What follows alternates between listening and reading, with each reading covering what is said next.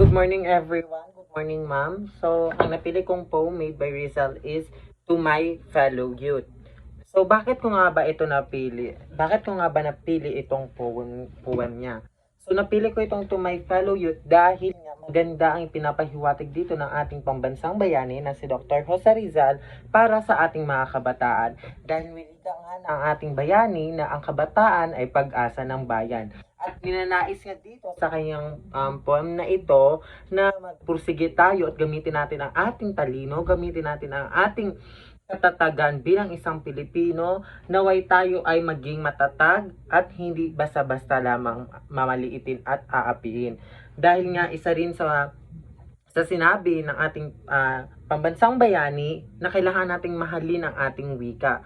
Dahil nga sa napapanahon ngayon ay marami nang hindi tumatangkilik sa ating wika, which is ang Filipino. Dahil nga kapag tayo ay nakapunta lang sa ibang bansa or tayo lang ay nakapunta lang ngayon sa kung anumang na-adapt nating bagong kultura, agad-agad na nating nakakalimutan ang ating wika. Ito yung Filipino. At pinapahiwatig din sa poem na ito ng ating pambansang bayani na kailangan mahalin nga natin ang ating wika. Dahil ang hindi marunong magmahal sa sariling wika ay higit pa sa malangsang isda.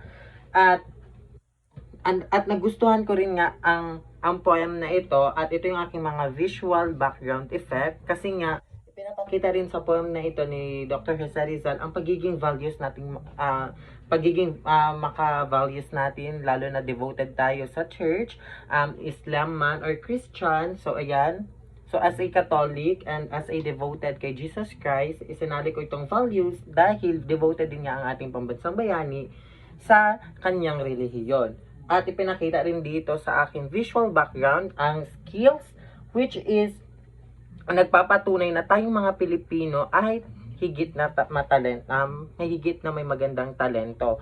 At makikita nyo rin sa aking visual background ang wisdom dahil nga itinuro or mismo nga ang ating pambansang bayani na tayo daw mga Pilipino ay matatalino. Hindi lamang natin ang iba ginagamit o hindi lamang natin ito inuunawa. So tayo ay may angking talino.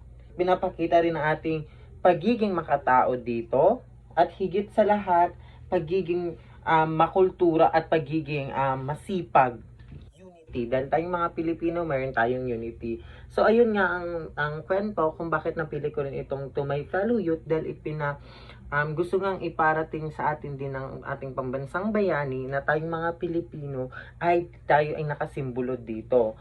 At meaning, meron tayong angking galing at talento sa mga visual effects ko na ito at ipinaliwanag ko kanina.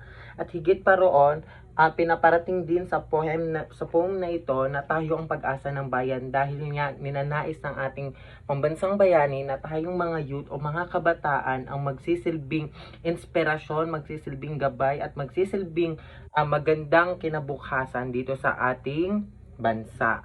So yun lamang po at maraming salamat.